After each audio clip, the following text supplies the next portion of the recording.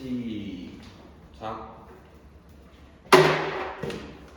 관리번호 1번입니다. 네, 여러분, 오늘도 좋은 아침이죠? 오늘 즐거운 마음으로 수업을 시작해봅시다. 여러분, 선생님이 역사 자료집에 중간은 뭐라고 써놨죠? 그렇죠, 여러분이 몽골 제국의 팽창과 교류의 확대라고 크게 읽어주었습니다. 몽골 제국의 팽창 그리고 교류의 확대.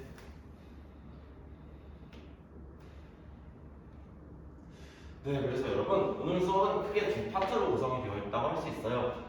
몽골이라는 제국이 팽창한다, 점점 영역이 넓어지면서 기타 옆에 있던 다른 나라들과 갈등하는 모습, 그리고 다른 한편으로 그 팽창의 과정에서 이들이 교류를 하게 돼요. 교류라는 건 상호적으로 무언가 오고 간다는 거죠. 싸우면서 다른 한편으로 무언가가 오고 가는 모습, 그 모습을 살펴보게 될 겁니다. 네, 그래서 우리 학습 목표까지도 같이 확인해 봤어요. 학습 목표 다 같이 확인해 봤고요. 우리 오늘의 첫 번째 내용인 송의 과학기술. 선생님이 지금부터 다시 써볼게요. 송의 과학기술과 그리고 뭐라고 나와있죠? 네, 그렇죠. 해상무역의 발달이라는 주제로 이야기를 쭉쭉 해나가고 있었어요. 그래서 우리가 첫 번째 주제로 송나라의 경제 그리고 문화 성장에 대해서 살펴봤고요.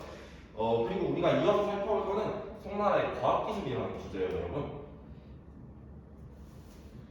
선생님이 우리 자료 1번 다 같이 볼까요? 역사 자료집 30쪽입니다. 네, 30쪽 다 펼쳤나요? 자료 1번에 가와 나 한번 확인해 봅시다.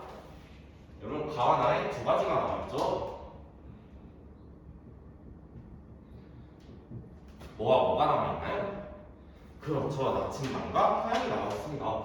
여러분, 이 송나라는요 후대에 길이길이 남게 된 유명한 발명품들을 만들어내게 되는데요, 바로 그 대표적인 게 나침반과 화약입니다. 하나씩 생각해 볼까요? 여러분, 이 나침반이 생기면서 사람들의 삶에 어떤 변화가 나타나게 되었을까요? 우리 광교 가설을 들었네요. 네, 우리 광교.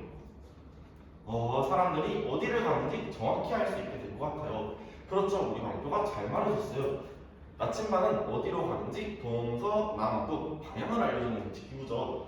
이를 통해서 이제는 사람들이 조금 더 멀리 여행을 떠날 수 있게 될 것 같네요. 그렇죠. 그리고 또 화약에 대해서도 우리 한번 이야기해볼까요?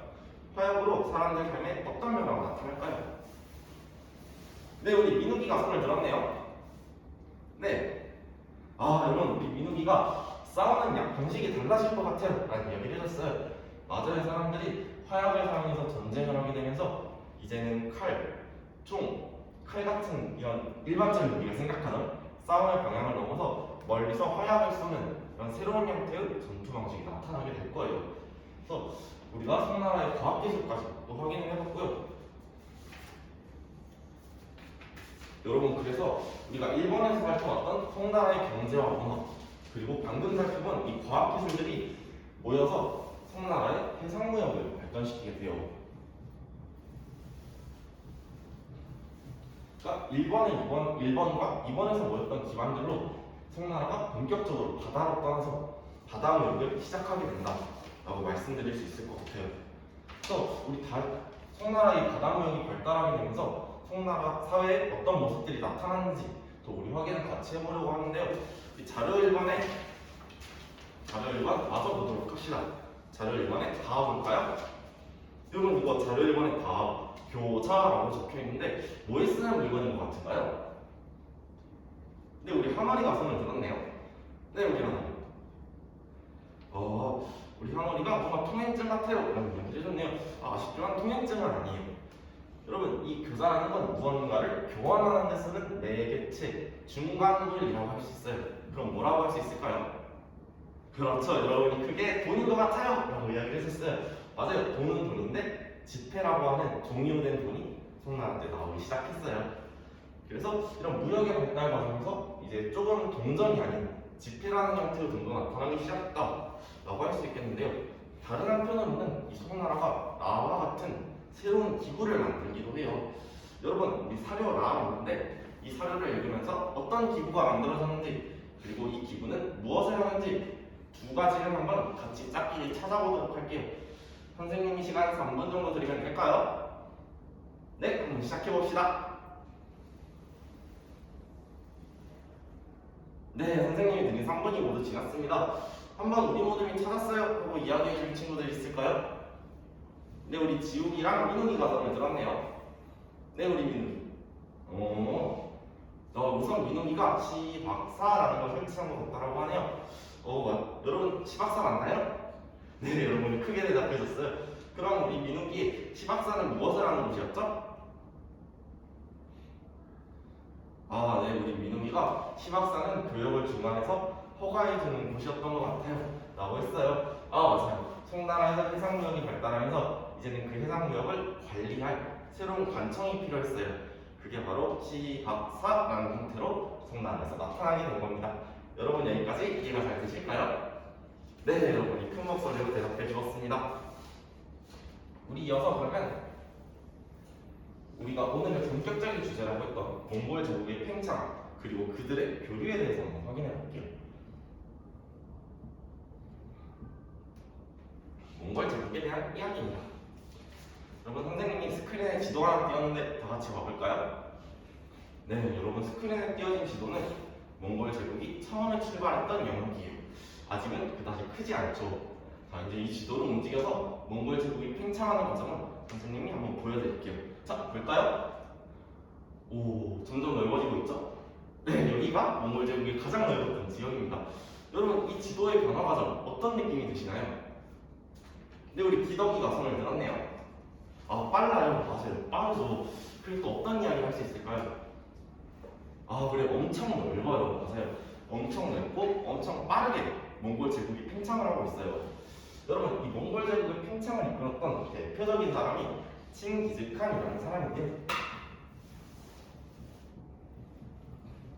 첫 번째 질문은 어떻게 이렇게 빠르게 많이 멀리 갈 수 있었느냐거든요. 그 배경은 바로 기마병이 있어요. 바로 몽골 제국의 비밀입니다. 기마병은 말을 타고 달리는 병사들을 말을 해요. 이때 넓은 초원을 기마병을 활용해서 빠르게 달려나가면서 넓고 멀리 몽골 제국이 팽창하는 기반이 됩니다. 그래서 이렇게 땅을 크게 넓혔는데 문제가 하나 생겼어요. 칭기즈칸이 세상을 떠난 거예요. 그래서 이 칭기즈칸의 사후, 칭기즈칸이 죽고 나서 몽골 제국이 분열을 겪게 됩니다. 그러면서 우리 지도 한번 볼까요? 뿅! 그렇죠. 네 개의 울루스라는 게 생겼죠. 칭기즈칸이 사망한 후에 울루스. 그리고 여러분 중국 대륙에 뭐라고 적혔죠? 네, 맞습니다. 여러분이 크게 말해줬어요. 원이라는 지역이 생겼죠. 이 여러 가지 울루스와 원으로 분열이 되게 돼요. 하지만 이들은 완전한 분열이라고 할 수는 없고요. 어느 정도의 느슨한 연결. 우리는 몽골인의 후예라는 인식이 기반한 어느 정도 느슨한 형태의 분열을 경험하게 됩니다. 그래서 이런 상태에서 울루스와 원이라는 원이라는 나라들이 형성됐다라고 할 수 있고요. 이 원에서 대표적인 지도자가 우리가 쿠빌라이 칸이다까지 기억해 주시면 좋을 것 같습니다.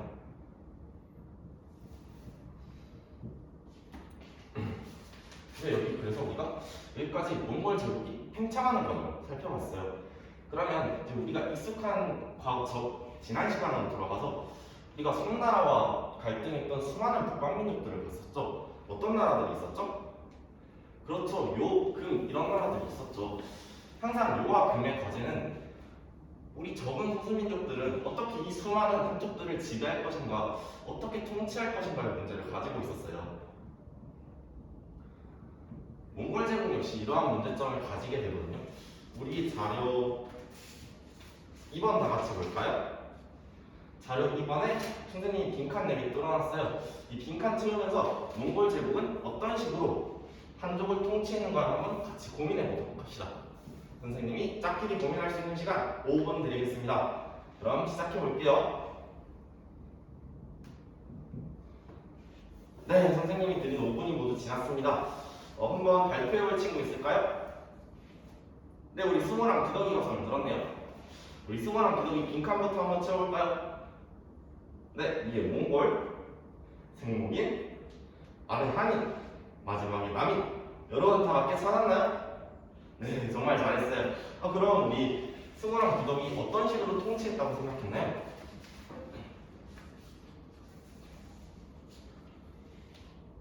우리 승우랑 구덕이는 몽골인만 중시한 것 같다고 했네요. 왜 그렇게 생각했을까요? 지배층에 몽골인이 있으니까 몽골인들만 쓴 것 같다 라는 생각을 했다고 하네요. 또 다른 친구의 다른 의견이 있을까요? 근데 우리 정현이랑 기상이가 돈을 들었네요.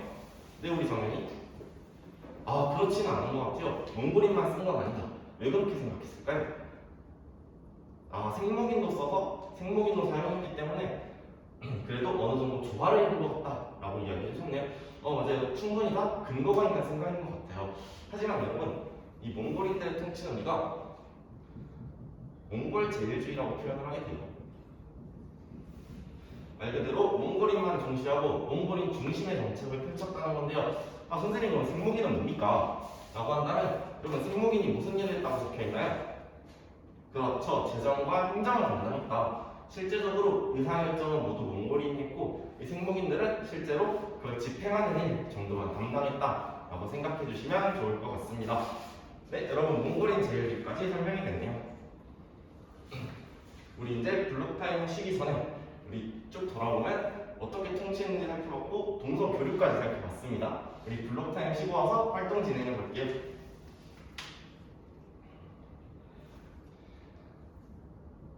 네, 여러분이 블록타임 잘 쉬고 왔고 활동까지 모두 진행을 마쳤습니다. 우리 이제 모두 활동 발표 한번 들어볼 텐데요. 모두 활동 발표까지 들어봤네요. 우리 그럼 서로의 모둠에 피드백 해보는 시간을 가져보도록 할게요. 일모둠 결과물에 대해 피드백 해주고 싶은 친구 있나요? 네, 우리 기순이가 손을 들었네요. 여러분, 우리 기순이는 일모둠의 카드뉴스 광고가 정말 마음에 들었대요. 어떤 부분이 마음에 들었어요? 그 부분이요? 여러분, 일모둠이 나침반 하고 광고문구를 더 멀리 떠나고 싶으신가요? 라고 달아놨어요. 이 부분이 마음에 들었다고 하네요. 선생님도 이 부분이 굉장히 인상 깊었어요. 실제로 이 나침반을 받아든 서양인들이 더 멀리 떠나고 싶은 욕구를 실현하는 그런 역사가 이후에 펼쳐지게 되거든요. 그 부분 같은 경우에는 우리가 이후에 대항해 시대라는 이야기로 또 새롭게 해보게 될 거예요. 우리 일모듬 이 부분 굉장히 생생하고 인상 깊은 부분이었어요. 잘했어요. 이어서 이모듬 내용 한번 봐볼까요? 우리 이모듬 발표 내용 선생님 질문 하나 있어요. 여러분, 우리 이모듬이 자화성에서 향신료를 역참을 통해 서양까지 옮겼다 라고 했는데 우리 이모듬 자화성이 어딘지 찾아봤나요? 거기까지는 안 찾아봤어요. 혹시 자화성이 어딘지 알려줄 수 있다 하는 친구 있나요? 네, 우리 민택. 동남아시아에 있는 섬이에요. 맞아요, 우리 민택가 정확히 지적해줬어요. 우리 지도 한번 같이 볼까요? 여러분, 자화섬이 반짝반짝 빛나는 여기에요. 자화섬에서 다시 위로 올라가서 역창을 통해서 서양까지 가고 있어요. 여러분, 이 경우는 어떠신가요? 우리 이모듬 이 경우는 어떤가요? 우리 이모듬이 자화섬의 위치를 알고 나니까 경로가 조금 비효율적이었던 것 같아요 라는 이야기를 해주고 있네요. 그럼 우리 이모듬 이 부분 조금 더 발전시켜줄 수 있나요? 수정해서 올려보고 싶어요? 그럼 선생님도 이모듬의 성장을 기대하면서 기다려보도록 하겠습니다. 네, 그래서 오늘 선생님이 준비한 송나라의 과학기술 몽골 제국의 교류와 갈등 살펴봤고요. 이를 바탕으로 우리 한번 활동까지 진행을 모두 해봤습니다. 우리 이제 학습 목표 다 달성했는지 다 같이 확인해볼까요? 1번 학습 목표 달성됐고요. 2번과 3번까지 우리 모두 달성했습니다. 네, 오늘 수업은 여기서 마쳐보도록 할게요. 이상입니다. 45초 정도 남았고.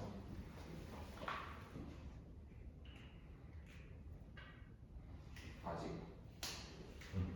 네.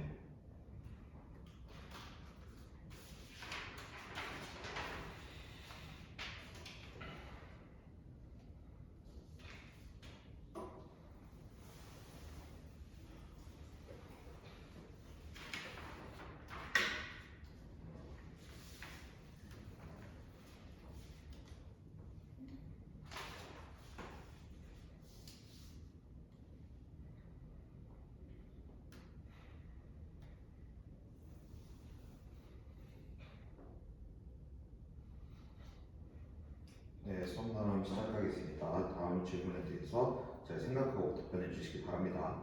질문 1번. 미래시대 학생에게 가장 필요한 역량은 무엇이라 생각하는지 이야기하고 그러한 역량을 키워주기 위해 설계한 수업 부분은 어디이며 이를 구현하는 과정에서 아쉬움이 있다면 말씀해 주십시오. 질문 2번. 학생들이 자신의 성적을 직접 확인할 수 있도록 평가를 설계한 부분을 말씀해 주십시오. 그리고 오늘 수업을 실제 학교 현장에서 진행한다면 발생할 수 있는 평가의 어려움을 한 가지 이야기했고 이에 대한 대처 방안을 말씀해 주십시오. 질문 3번. 오늘 수업의 주제를 프로젝트 수업으로 운영하고자 합니다. 어떻게 구성할 것인지 설명하고 이때 고려해야 할 점은 무엇인지 말씀해 주십시오. 예, 나는 1번부터 제 수업을 돌아본 후에 답변드리도록 하겠습니다.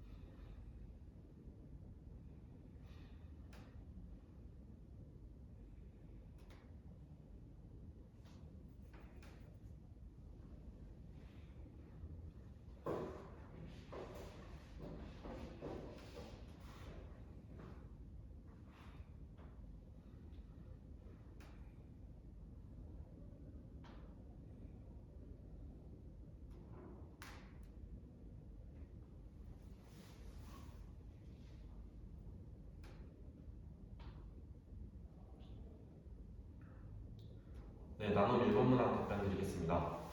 제가 미래시대 학생이 가장 필요한 역량이라 생각하는 것은 의사소통 역량입니다.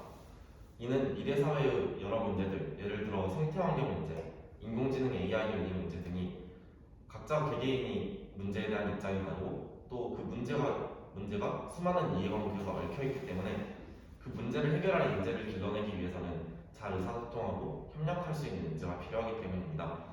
그러한 역량을 키워주기 위해 설계한 수업의 부분은 몽골 제국의 지배정책을 함께 탐구해보는 과정이었습니다. 지배정책을 바로 알려주지 않고 학생들에게 자료를 제공하고 어떤 지배정책이라고 할 수 있는지를 생각해보게 하였습니다. 그리고 여러 학생의 의견을 듣고 학생들의 의견을 조정하여 답을 이끌어내는 과정을 거쳤습니다. 이 과정을 통해서 학생들이 다양한 의견이 있을 수 있음을 인지하고 또 그 여러 가지 의견을 종합하면 최종적인 결론에 도달할 수 있음을 알 수 있었다고 생각합니다. 다만 이 과정에서 아쉬움이 있었습니다. 소통의 중간 과정에서 모두 교사가 개입하여 의견을 전달하고 종합하는 역할을 수행했기 때문입니다. 본 수업을 보완한다고 한다면 학생들에게 조금 더 시간을 부여하여 모든 단위로 서로 다른 의견을 이야기해보게 하고 모든 단위로 결과를 도출하고 좀 더 큰 토론으로 학생들 자주적으로 스스로 이끌어낼 수 있도록 설계해보고 싶습니다. 이상입니다. 이어서 나눔 2번문항 제 수업을 돌아보며 답변드리겠습니다.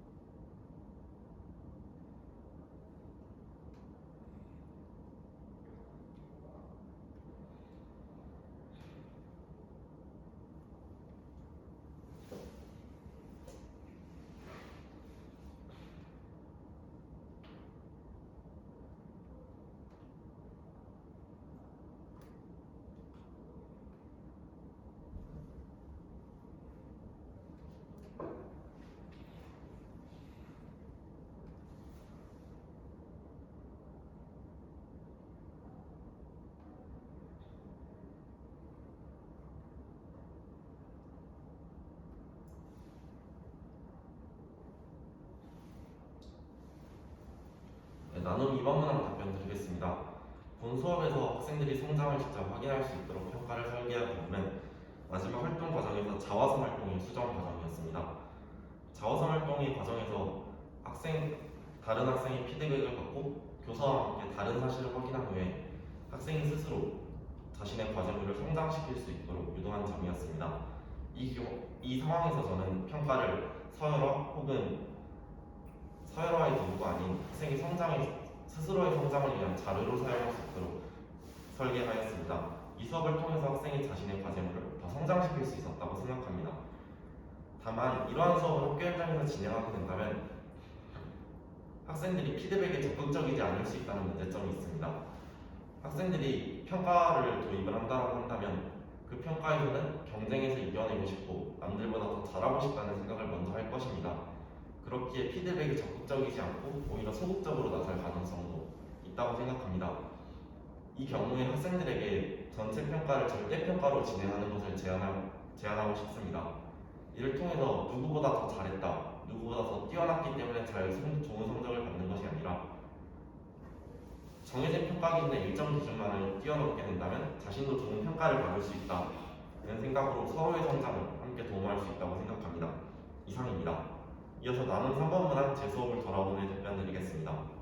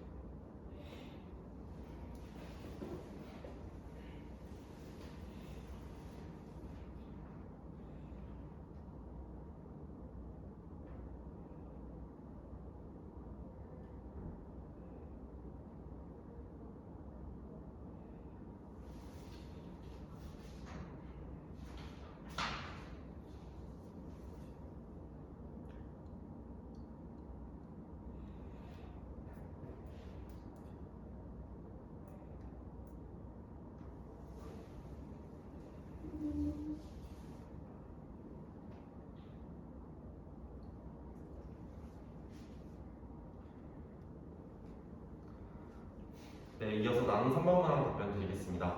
본 수업을 프로젝트 수업으로 진행하고자 한다면 학생들이 몽골 제국 시기, 인적, 사상적 교류에 대해서 스스로 탐구하는 수업을 제안하고자 합니다.